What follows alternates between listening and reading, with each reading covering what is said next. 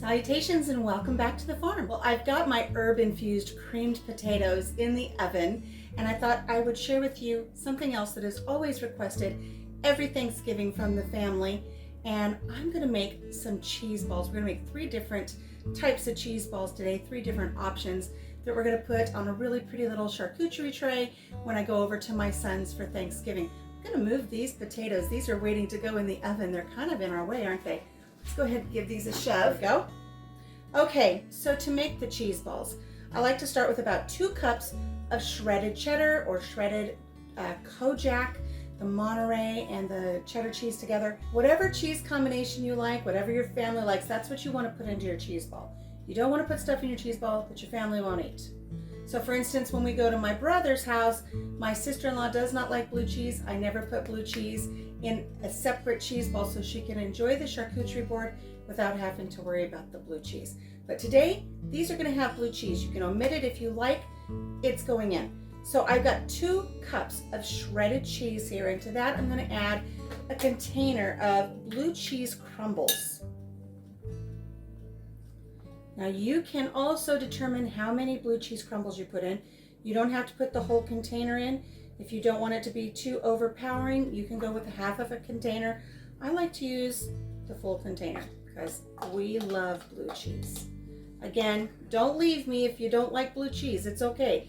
There are other things you can do. I'm just going to give this a little stir here because we're going to add our cream cheese next, and we want to make sure that this is not all just one big clump of blue cheese in the center. Mix this around a little bit. Cheese balls are so easy and they're so delicious. My family loves them when I bring them over. So here we have 1 brick of cream cheese. You can use the lower fat cream cheese if you prefer. I find it to have just a little bit of a bitter overtaste, but that's just me, that's my taste buds. If you want to use the low fat or the reduced fat, you can. I'm going to take this brick here.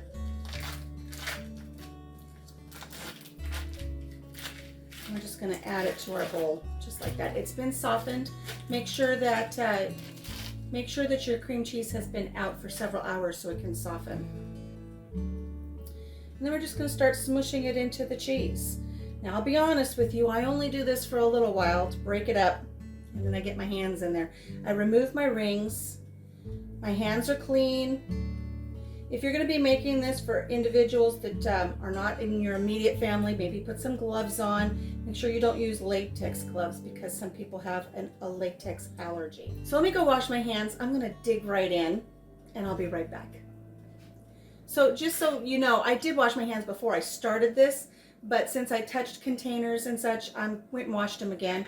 And so now what I'm going to do is I'm just going to pick up this cream cheese and I'm going to roll it around. And as I roll it around, let's do this. Let's move it out onto the cutting board, okay? Let's do it this way. As you move it around, you can get all of the cheese incorporated into it and start really forming your cheese balls. I usually do it in the bowl. I only brought it out onto the tray so I could show you. Just grab a handful of cheese at a time, crush it in to all of your cream cheese. Work it into the center. Work it like it's a loaf of bread. Pretend you're a kid again playing with Play-Doh. And how many times did your mother tell you not to play with your food?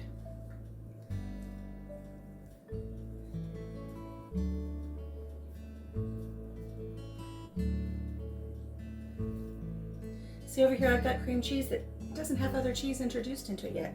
Just going to grab a handful, just cram it right in there. And just really incorporate that cheese, like I said, just like a bread dough.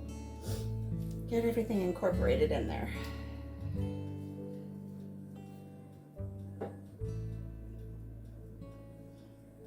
I'm half anticipating my little toaster oven, my convection oven, to go off.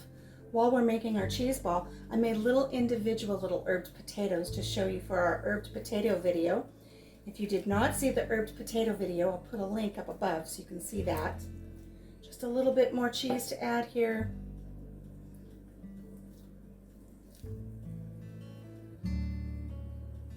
It's messy, but it's fun.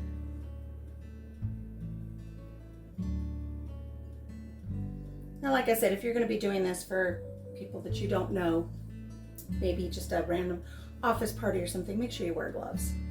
Nobody wants to eat a cheese ball when they know you've got your hands in it. But this is for Jim and I and our boy and his family. They're not going to care if Grandma has her hands all up in their cheese ball.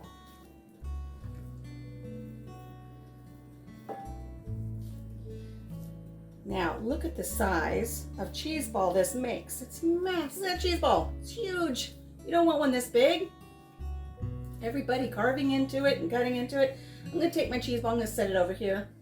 Get all of our remnants off of our cutting board and get a fresh cutting board. I'll be right back. Okay, I have a fresh cutting board. I don't know about you, but I love to collect cutting boards. My husband says it's like one of my big major things is the cutting boards. I've got a little plate here, and what I'm going to do now is I'm going to show you 3 different ways to present this big blob of cheese so it's a little more appealing for your charcuterie board. I'm going to start with almonds. I have some almonds here from my pantry, and I'm just going to sprinkle them out onto the tray here in a nice even layer. You don't need too many, and whatever you don't use you can throw out to the birds or throw them in your granola, whatever you'd like. Take your cheese ball and divide it into thirds, roughly thirds. There we go. And form it into a nice round ball.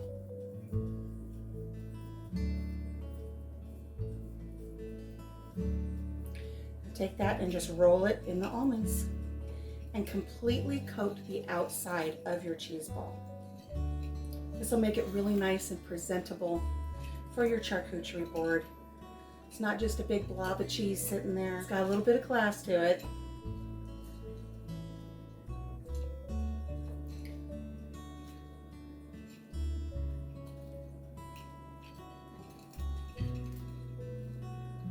Press them into the cheese.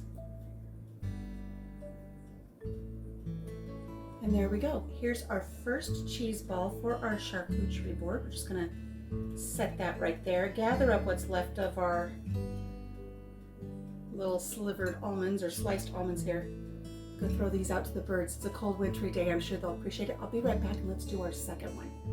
Okay, for our second cheese ball, I've got some parsley, dried parsley out of my pantry. We picked this up out at our Amish haul when we went to the market the other day. We're just going to sprinkle some parsley here into our plate.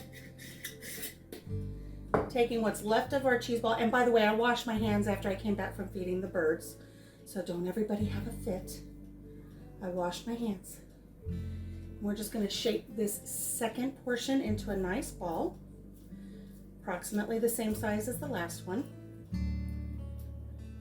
What's nice too is when you roll them in something like this parsley, you don't have to worry about whether you've got all of the little cracks and crevices out of it. It just gives it a really nice finished look. And people don't mind the parsley, they like it. The first time I rolled it in parsley, I thought, oh, I don't know if anybody's gonna go for it. They did, it was fine. So just use that cheese ball to just grab as much of that dried parsley as you can. And there's our second cheese ball for our charcuterie board. We'll just set that one right there. I'm gonna wash my hands, get rid of the extra parsley, and we're gonna do one more. Okay, so for our final cheese ball, I've got some little tidbits of pecans here. What do you say, pecans? Or do you say pecans? Let me know in the comments below. Do you say pecans or pecans? We've got some pecans here. I grew up calling them pecans. And we're going to take our last little bit of cheese ball here. Get anything out of the bowl that's kind of left behind, a little bit of a straggler. Go ahead and shape this into our third ball. Who knew that just 1 brick of cheese, 2 cups of cheddar cheese, and some blue cheese crumbles would make 3 beautiful cheese balls? We're just going to start pressing this cheese ball into our pecans so that they get into the cheese and create a nice little pecan encrusted outer shell. Takes a little bit of work. Keep rotating that ball until you get all of the sides covered. It doesn't have to be perfect. but do your best to make sure it's evenly coated so it's presentable to your guests so they don't look at it and go, ooh, what is that? It'll be obvious. It's a pecan encrusted cheese ball. So delicious.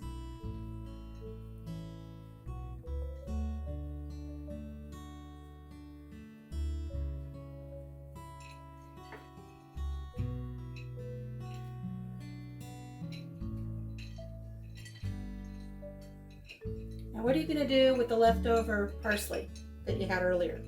Throw it in your stuffing. What are you going to do with your leftover pecans? Throw it in your stuffing. Don't waste any of this. Make these ahead of time. Make these ahead of your holiday meal. Take what's left over and utilize it. Don't let it go to waste. Because once you get this totally wrapped in your pecans, they're not going to stick anymore once you get it completely done. Here's our third one. Look at that pecan encrusted cheese ball. And then these are going to go into another dish. I'll set these aside. Okay, here's our 3 cheese balls. We have our parsley, our almonds, and our pecans. And so we'll be coming back for a second video to show you how I like to put together a little charcuterie board. Now, if you don't want to do a charcuterie board, where did it go? Where did it go? I had it. Where did it go? Hang on a second. If you don't want to do a charcuterie board, you can get a really nice little holiday tray or platter either at the Dollar General. I got this at a thrift store for 25 cents. You can just center your cheese ball right there and then put some crackers around the outside of your plate. Take that, everybody would be happy. Now, once you make these up ahead of time, once you're done making them, you're going to want to wrap them in saran wrap and place them in the fridge until you're ready to go to your party. Then when you get to your party, unwrap them, set together, put together your charcuterie board or put them on your serving tray. My dog just sneezed. And then you're ready to go. So make sure you come back for the next video. We're going to take our cutting board and we're going to turn it into a charcuterie board. So come back for the next one. Until then, take care of yourself, take care of each other. Have a blessed day. And thank you so much for joining me here on the farm. Bye-bye.